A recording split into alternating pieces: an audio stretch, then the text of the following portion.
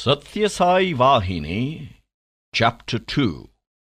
From Truth to Truth. Questions may be asked and doubts expressed by many about the state of a person after he has attained fulfillment, that is, the fullness of awareness. His life will be saturated with unexcelled ananda, and he will experience oneness of thought, emotion, and knowledge with all. He will be in ecstasy, immersed in the one and only, the eternal divine principle. For that alone can confer joy during the process of living. Genuine joy is this and no other. God is the embodiment of eternal, ever-full joy. Those loyal to Bharatiya culture, whatever the sect or faith which they claim as their special mold, accept this axiom, that God is the highest source of joy.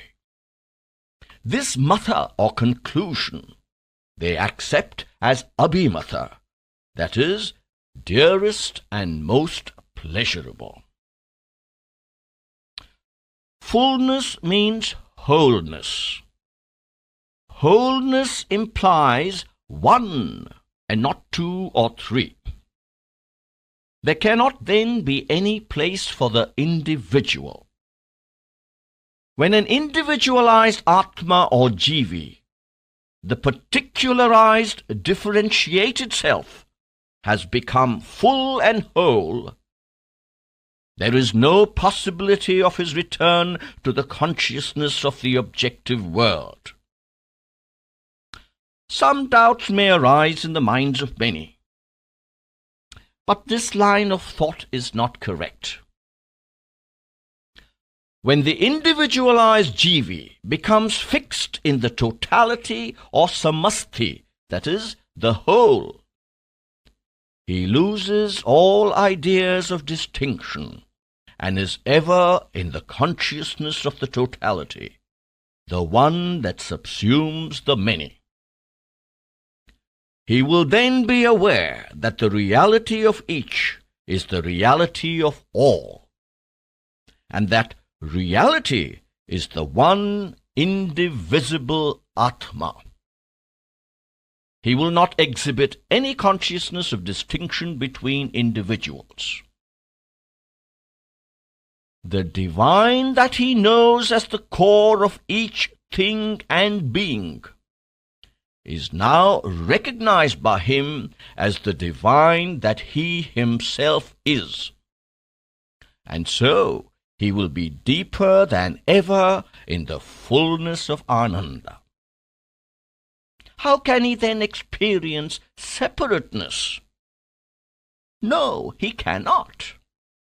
The rays of that Ananda illumine all regions. The sages and the great rishis became aware of the bliss. They communicated that experience to the world in easily understandable language. The unreachable moon is made known by pointing a finger in the direction where it can be seen. So too, they brought within the purview of men, according to the state of consciousness which each of them had attained, the truth that lies beyond the reach of mind and speech. Their teachings were not only simple, but varied, to educate and elevate all levels of understanding.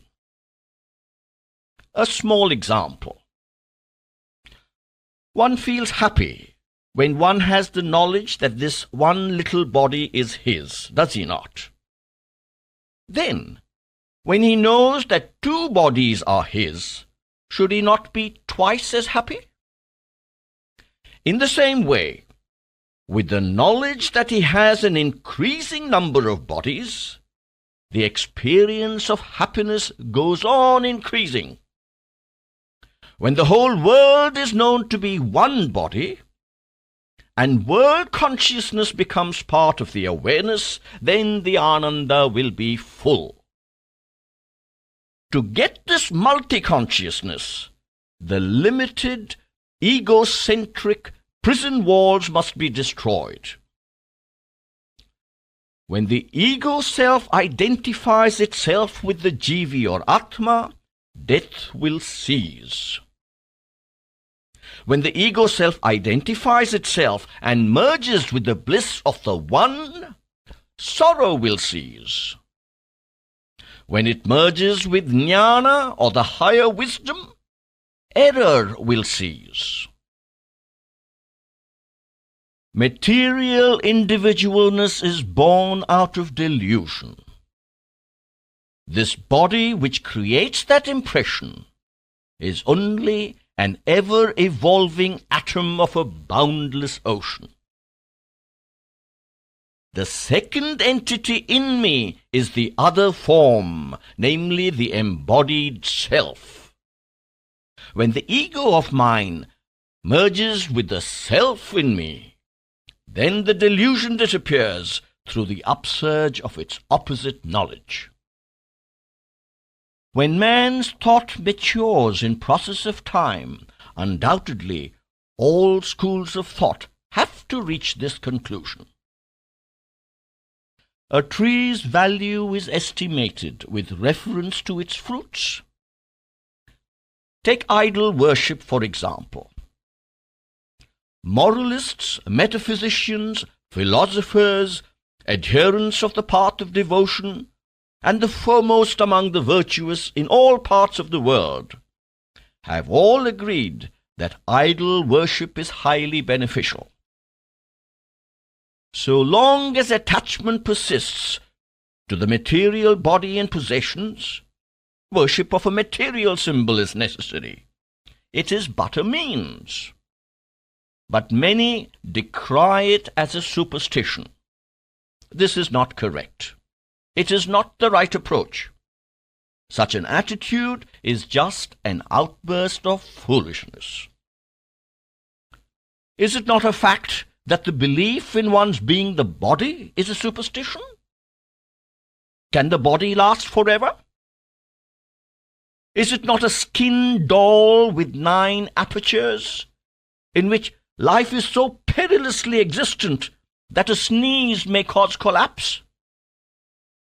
Again, should we not characterize the life people lead, believing in the reality of this world, as another superstition? Is not all the self-importance assumed by people who have positions of power and a great quantity of riches another foolish pose?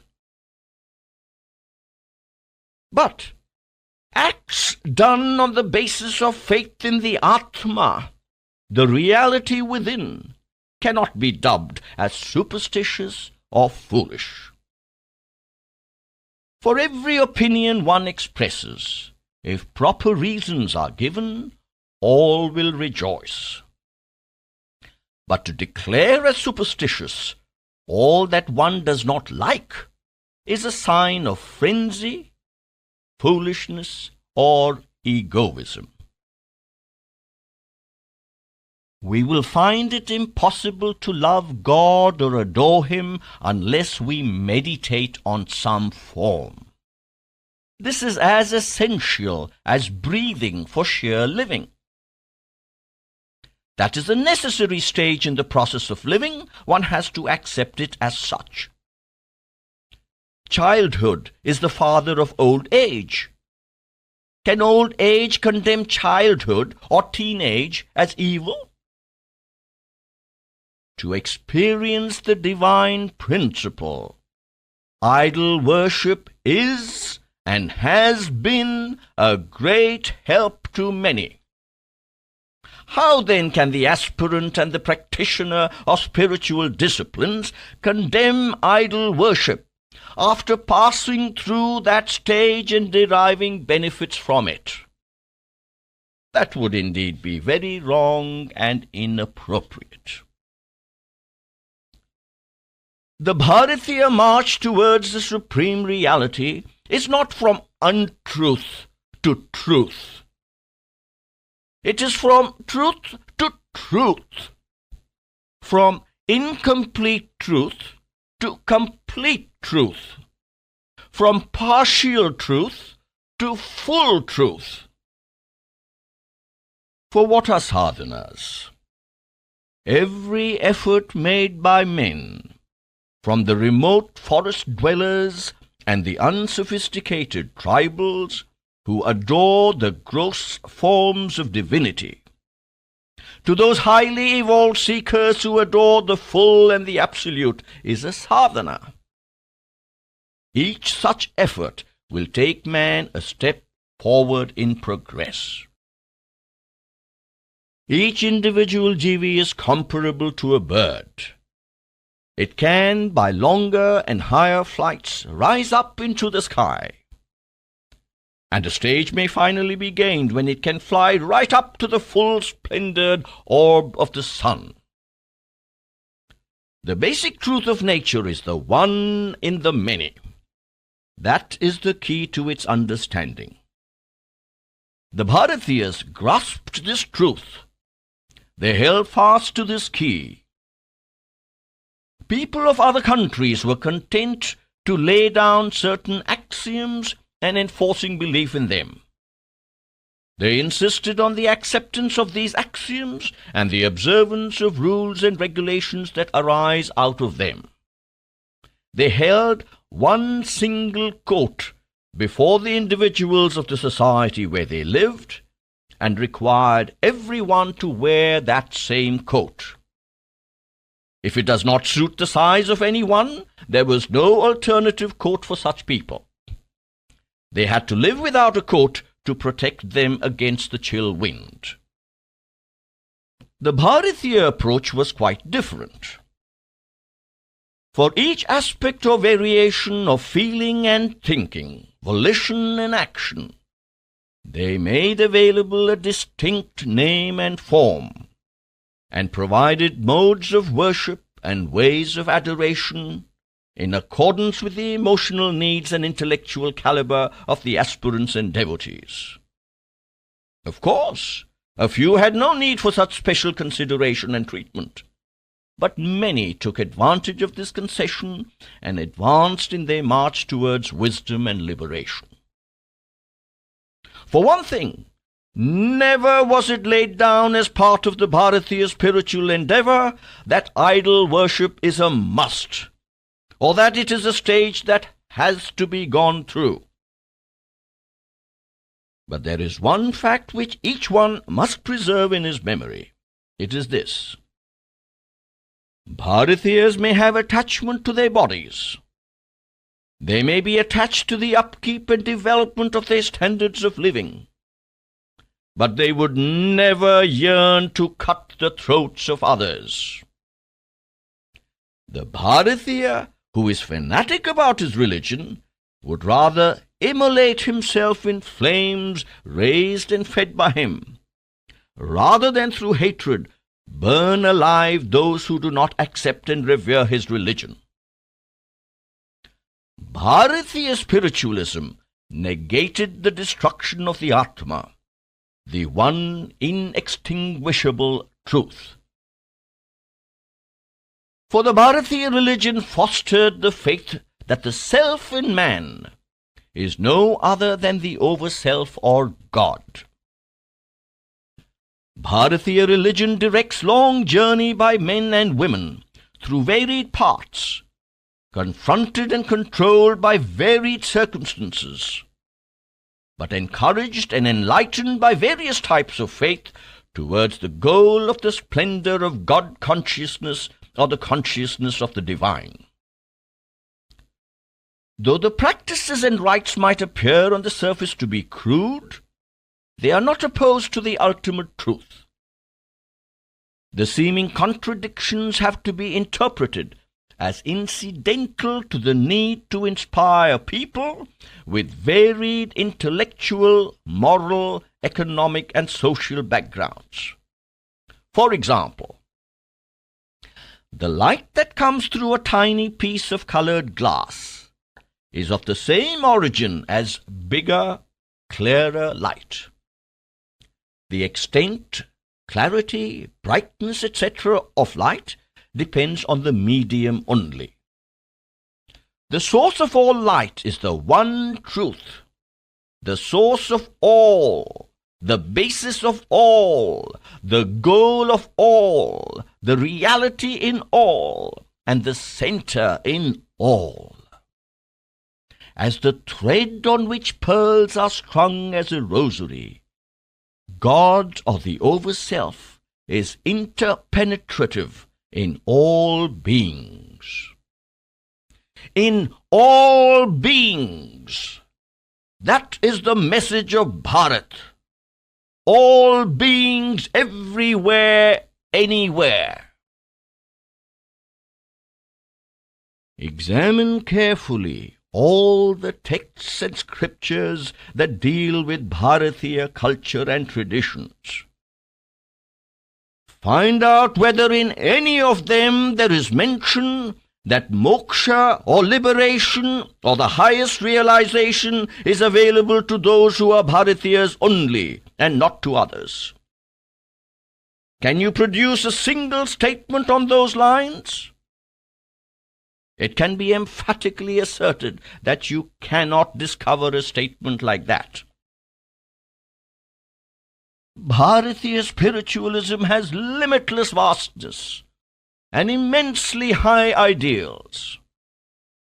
It is a full stream of sanctifying ideations, flowing along with no decline or diminution, straight and smooth to the ocean of divine grace. The journey is direct along a royal road towards the supreme goal. Another point. The source of all spiritual principles recognized and revered by Bharatiyas is God. He is the one supporting pillar. Therefore, no other support is needed for faith. Bharatiya spiritualism is the very foundation of all other faiths. It stands on the very summit. It has achieved victory over many opposing faiths, confronting them with many valid arguments and theories. Bharatiyas have no need to follow any religion or spiritual discipline besides their own. For nowhere else can you secure a discipline or truth that is not existing herein. Other faiths have only adopted some one or other of its beliefs and principles and placed them before people as ideals to be adopted. What has to be borne in mind is this. Bharatiya texts on spiritualism are the most ancient in the whole world. They are the earliest studies and discoveries of the Atma on personal and impersonal God, and on codes of conduct, individual and social, based on those revelations and discoveries. In no other country, among no other peoples, have such ancient teachings seen the light. There may be perhaps some misty ideas or brief glimpses, but they do not deserve the name spiritual text or literature. The Vedic literature pictures not only spiritual enquiries by the sages and sadhaks and their results, but also their lines of thought, their yearnings and aspirations, their secular struggles and temporal problems.